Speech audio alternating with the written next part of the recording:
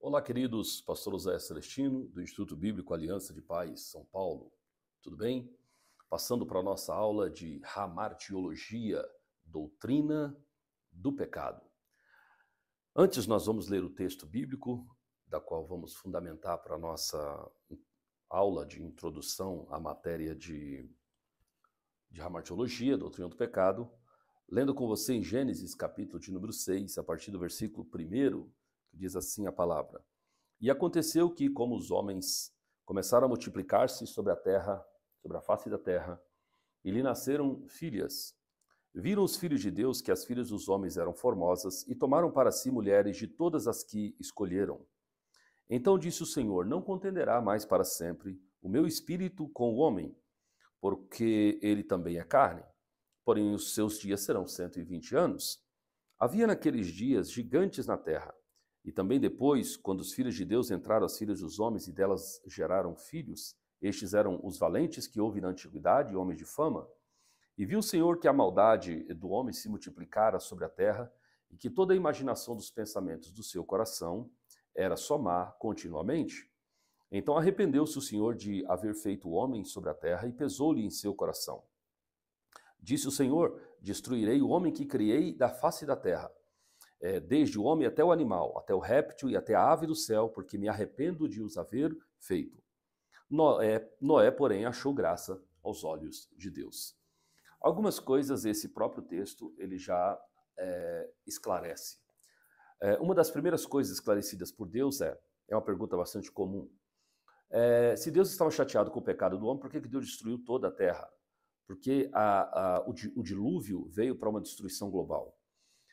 Porque os animais sofreram as penas que eram para o homem. Lembrando que toda a composição do universo humano aqui da Terra, todos os participantes da Terra foram criados por causa do ser humano.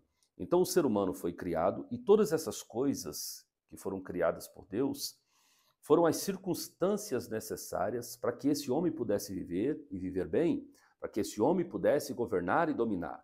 Se Deus estava chateado com o dominador de todas as coisas, perceba que quando Deus foi criar o homem, Deus disse: façamos o homem à nossa imagem e à nossa semelhança e que tenha ele domínio sobre tudo. Então, como agora o dominador que Deus havia criado era a pessoa pela qual Deus estava querendo se livrar, então tudo aquilo que era dominado pelo homem não teria domínio sem ele. Então Deus resolve destruir como um todo. Mas o Senhor viu em Noé um homem justo e ele resolveu então destruir aquela civilização e a partir da família de Noé, Deus levantaria um outro grupo de pessoas na terra para que a repovoasse e tivesse um comportamento diferente. Evidentemente, nada disso foi possível. Vocês conhecem bem a história. Logo que Noé saiu da arca, ele plantou uma vinha e bebeu do seu fruto, embriagou-se e amaldiçoou seu filho, e assim volta a maldição a estar presente na terra, e da qual está presente boa parte dessa maldição até o dia de hoje. Mas Cristo veio para resgatar e criar um reino paralelo a esse mundo, onde não sofreríamos mais a influência do mundo do pecado, da lei do pecado. A lei do Espírito de vida nos livrou da lei do pecado e da morte, como nos ensinou o apóstolo Paulo. Mas vamos lá. Então, o homem, a raça humana estava degradada por causa do pecado. E Deus não suporta o pecado. E o homem criado por Deus agora estava em pecado. Portanto, o relacionamento entre Deus e o homem se tornava impossível de continuar, porque o pecado agora estava presente na vida desse ser humano. Então Deus precisa agora, no momento em que ele resolve continuar a raça humana a partir de Noé, Deus sabe que as relações que ele terão com o ser humano a partir de então estariam danificadas por causa da presença do pecado no ser humano. Então veremos alguns conceitos, antes de entrarmos diretamente na doutrina, alguns conceitos sobre Hamartia. Primeiro, que Hamartiologia é doutrinologia, estudo sobre a Hamartia, sobre o pecado. A etimologia da palavra pecado é errar o alvo. Pecado é diferente de iniquidade. O pecado é você querer fazer uma coisa certa e acabar fazendo errado. Isso é um pecado. Agora, quando você já mira direto na coisa errada, isso já não é mais pecado, isso é iniquidade. Falaremos disso um pouquinho mais adiante. Essa doutrina é importante porque a doutrina de hamartiologia versa sobre todas as outras doutrinas. Então, errar na compreensão, não ter uma boa compreensão da doutrina do pecado, significa que nós estamos errando em toda a doutrina bíblica ou expondo a nossa vida à perdição eterna por causa da má compreensão de hamartiologia. Existem algumas pessoas que acreditam que o pecado é um produto natural do meio em que o homem vive. Sendo assim, se melhorar o meio, logo o pecado desaparecerá. Se assim fosse, os homens não necessitariam de um Salvador, mas necessitariam de alguém que colocaria uma ordem social na nossa sociedade, os padrões de moralidade, ética, comportamento sendo mudados, o homem também mudaria. Existem ainda outros que acham que o pecado é oriundo da ignorância humana. Então, nesse caso, não necessitaríamos de um Salvador, necessitaríamos de alguém que pudesse ensinar essas pessoas, admoestar essas pessoas, para que elas agora, sabendo e tendo conhecimento disso, não pudessem pecar. Então, se melhorássemos a educação e tivéssemos uma melhora da compreensão das pessoas, não necessitaria do Evangelho. Mas, contudo, observa-se que os homens mais cultos da nossa sociedade não são necessariamente os mais santos. Está escrito que Deus, ao completar a obra da criação, declarou que tudo o que ele havia feito era muito bom. Observando mesmo que ligeiramente, chegamos à convicção que muitas coisas que existem hoje não estão tão boas. Elas sofreram essa degradação da própria coisa por causa do pecado. E esse pecado foi cometido pelo ser humano. Então, toda a degradação da terra como um todo teve por origem, essa degradação teve por origem o pecado. E esse pecado que degenerou a coisa boa que Deus havia feito foi por causa do homem. Logo, em última instância, o culpado pela deterioração da terra é exatamente o homem a quem Deus confiou essa terra. O salmista diz que os céus são os céus de Deus, mas a terra ele a deu aos filhos de Adão. Agora é importante que se diga que na doutrina do pecado não dá para excetuar a presença de Satanás. Eu não estou dizendo que a consciência humana ela é boa ou totalmente má. Não, não é isso.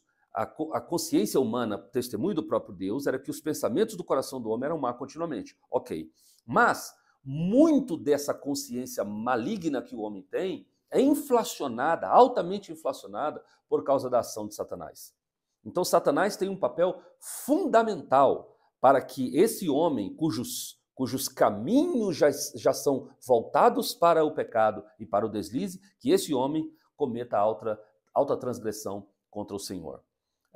Há uma frase que diz que toda vez que nós queremos atravessar da margem da santidade para outra margem do pecado, Satanás sempre nos preparará um barco. Ou seja, a decisão de atravessarmos para a margem da iniquidade é nossa, mas Satanás apenas nos dá meios para que façamos isso. Então precisamos compreender algumas coisas importantes sobre a doutrina do pecado. E a primeira delas, que eu gostaria de destacar, é que Deus criou o homem sem a necessidade do pecado. O pecado não era uma obrigação de que o homem o conhecesse, né? O pecado não era parte da inteligência humana. Ou seja, Deus não estava, como a serpente tentou fazer com que o casal cresce, Deus não estava encobrindo algumas coisas do ser humano. Quando a serpente diz, não é bem assim, Deus diz isso porque quando vocês comerem desse fruto, serão abertos os vossos sentidos e vocês serão semelhantes ao Altíssimo. Isso era uma meia-verdade. Por que era uma meia-verdade? Porque eles já conheciam a vontade do Altíssimo. Eles já eram semelhantes a Deus. Lembre-se que o homem foi feito à imagem e à semelhança de Deus. Então, ela era uma meia-verdade. Mas, dentro da expressão da serpente, está contido a seguinte ideia. Deus escondeu uma parte importante da revelação do ser humano. E essa revelação que Deus havia escondido era, de fato, a revelação sobre a calamidade. Conhecer o pecado significava conhecer a calamidade. Deus estava protegendo Adão para que Adão não tivesse acesso à calamidade. Mas Adão, acreditando que Deus estava escondendo alguma coisa dele, Adão e Eva, eles comeram do fruto e tiveram acesso à calamidade. E aí eles descobriram, depois de haverem pecado, por que é que Deus havia escondido isso deles. Mas aí já era tarde demais. Eles haviam cometido altíssima traição contra Deus. E a grande traição, na minha concepção, não foi apenas a traição de tomarem do fruto e comerem, e sim de deixarem de dar ouvido a algo estabelecido por Deus para dar ouvido a algo que estava sendo proposto por Satanás. Então, o grande pecado do homem começou porque o homem deixou de ouvir Deus e começou a ouvir o diabo. Então, o fato de deixar de ouvir Deus, as palavras de Deus não terem mais apreço para aquelas pessoas, e as palavras de Satanás fossem significativamente importantes, de modo que eles ouvissem aquela palavra e fossem em direção àquele conselho, essa foi a maior transgressão da criatura para com o Criador, ok? Então, Deus criou esse homem para ser santo, não precisava desse homem ter acesso ao conhecimento da calamidade. Bastava o homem ser cumpridor das regras de Deus, mas o homem vai lá e conhece o pecado. Quais foram as consequências iniciais disso? As consequências iniciais disso foi o homem estar lançado fora da presença de Deus. A palavra Éden significa local, presença, deleite, porta aberta. São alguns significados da palavra Éden.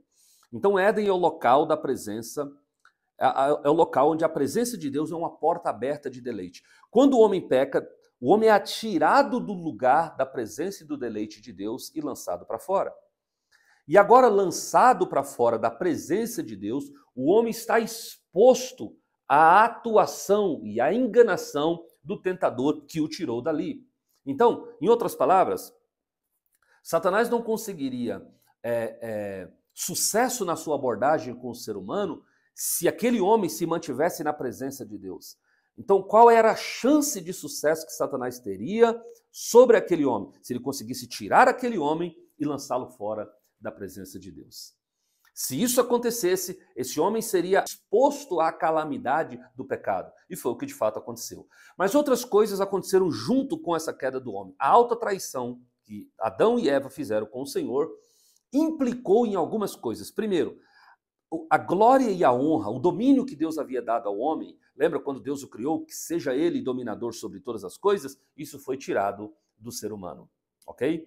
E agora há implicações extraordinárias por causa dessa expulsão do homem da presença do Senhor. Esse é o tema que nós continuaremos na parte B dessa nossa aula, dessa abordagem inicial de Hamartiologia. Deus abençoe a sua vida e até a próxima aula, em nome de Jesus.